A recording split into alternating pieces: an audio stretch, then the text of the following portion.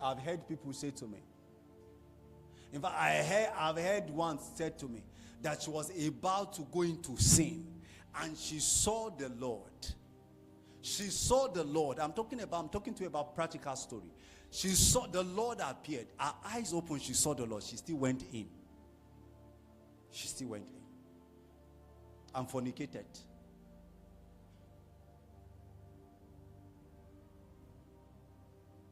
That's the will of man. That's how strong the will of man is.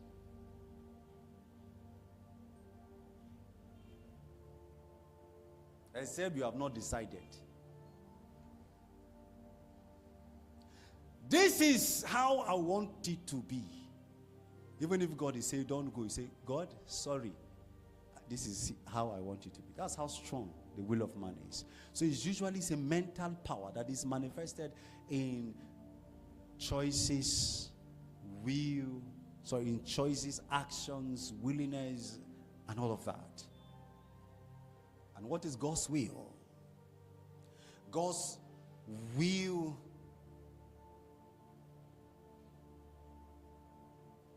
is God's sovereign plan and purposes for man, for an individual, for a people, for a nation, based on the resources that he has committed onto such an individual per time. So the sovereign plans or desires of God concerning your life per time in respect to the resources that he has committed into your hands. And I made mention of this last week, that God does not ask for something that he has not deposited, that he has not given. I've shown you that last week. When God is asking you to respond to him in certain things, in certain areas of your life, is because he has made an initial deposit of his resources in your vessel. If God is asking you to give him your life, it's because he has given you the life first. Praise the Lord. You were not the owner of your life. You see, this is the missing link. You see, just like a child, if my boy is here now, okay, if my boy is here, you know, even before we came to church today, we had to settle issue with him. Because he wanted to put on certain shoe. And is that shoe that he wants to wear every day. And he wants to always wear that shoe, that boot. I don't know what is there in that boot. Is that anything he's wearing, that boot must, if that boot is not there. And we had a lot of shoes. We have a lot of shoes for him. And today I told him, I said, I will not get you another shoe again until you start wearing this. So as we're driving, the guy was expressing his displeasure and all of that in the car. He was just crying. And I told him, I said, oh God, listen to me. As long as I'm the one buying these things, I should decide what you wear. All right? When you start buying it for yourself, then you should decide whichever. Praise the Lord. That's man for you. All right? It's God that has given it. And when God is deciding how to use it or how to go about it, you say, nah lie. That's man for you. It's God that gives you the resource, the money. And he's the one asking for the money. And that's where the trouble usually is. So we behave as if he's not the owner of the money. So the lecture 001 in the school of the will of God is that you must realize that everything that you have, by whatever, by however, it is God that has given it. It is God that has given it to you. And because he has given it to you, or because he gave you, he has the right, the authority to decide how such things should be used. There's how that your life can be measured into time. Why is there so much departure from the will and the purposes of God for our lives? Is because there are no schools and platforms and opportunities where people are taught what the will of God is. You have just been taught your will, that you can do anything, you can decide anything. So you live as if there's no government over your life. And that's why something of this civilization must be restored to the church of God, where men are taught the ways of God, where men are taught the will of God.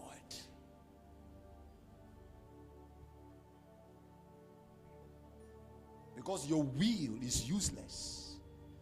Where the will of God is, the will of man is useless.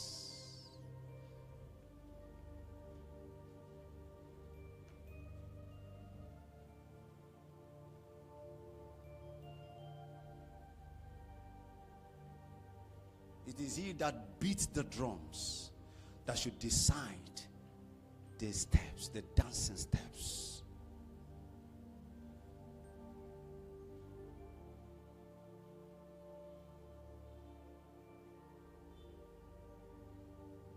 There's going to be a lot of surprises on the last day, because a lot of people will appear before the throne and discover that what they did on earth were not the things that heaven asked them to do.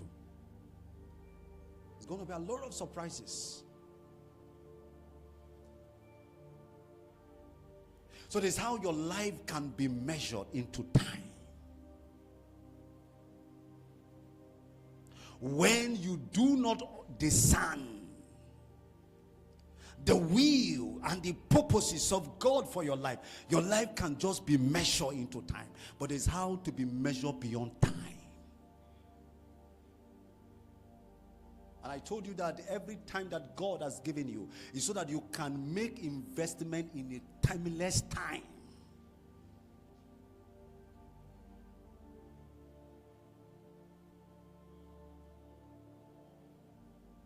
So God has a will as touching everything.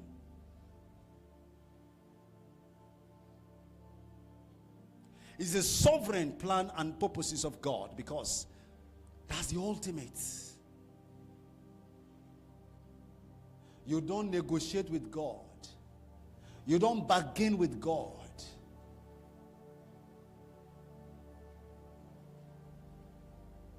He tells you what he wants, and he expects you to respond to that which he wants.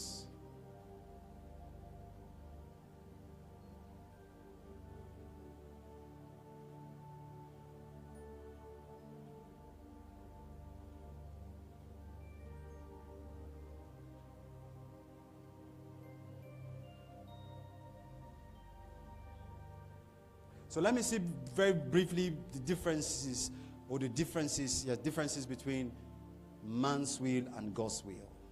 Matthew chapter 11 verse 28.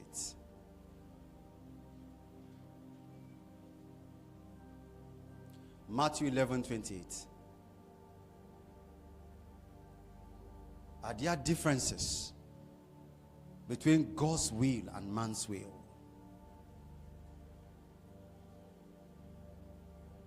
Come unto me, all ye that labor and are heavy laden, and I will give you rest. Now, next verse. Take my yoke upon you and learn of me, for I am meek and lonely in heart, and ye shall find rest.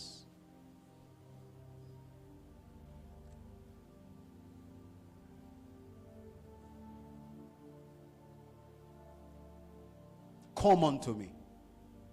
Leave your will. All right? And come take my will. His will is this yoke.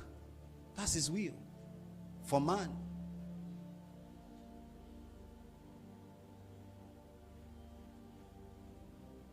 So the will of man produces struggles. The will of man is like a load.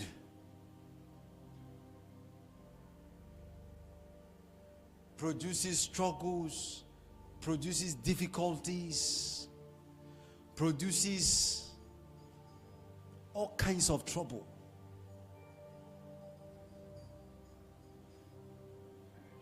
But in the will of God, there's rest. There's ease.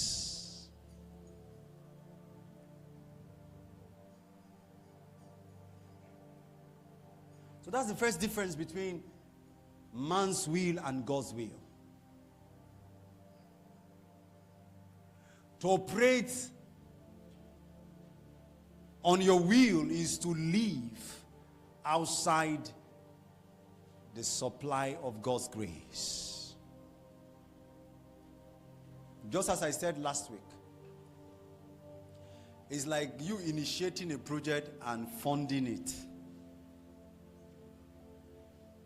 So all kinds of sweating, all kinds of struggles, all kinds of...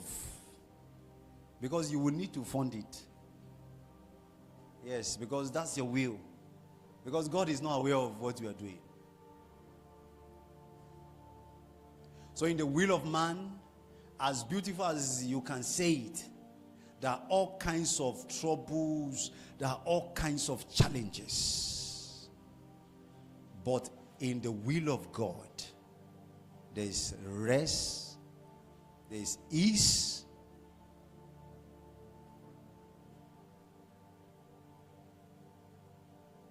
Romans chapter 12, verse number 2.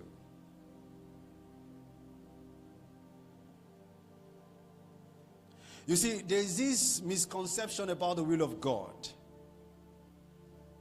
And it's a reason so many people are so scared when you talk about the will of God.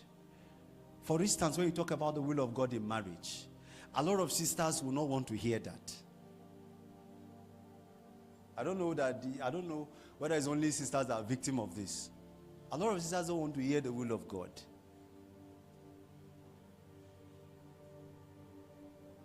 Because they are looking at the brother that cannot dress well. They are looking at the brother that is not wearing a pencil trouser.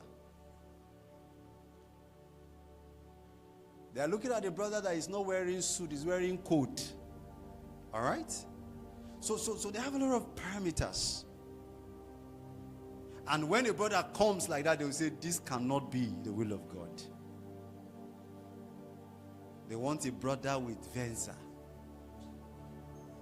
They want a brother that from afar, his fragrance is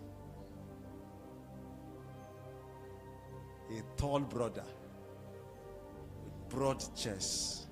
Just tell us that you need a macho man. Now let's go to gym.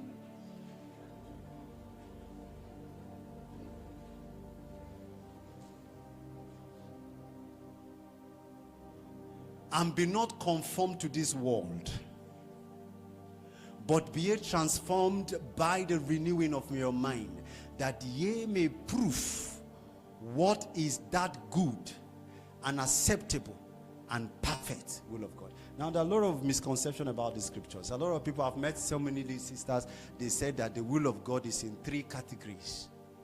It's in 3 categories. The will of God is either good. That's the first layer.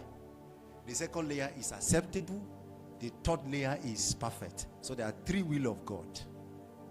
God has one will. As touching every matter of life, is just one will that he has.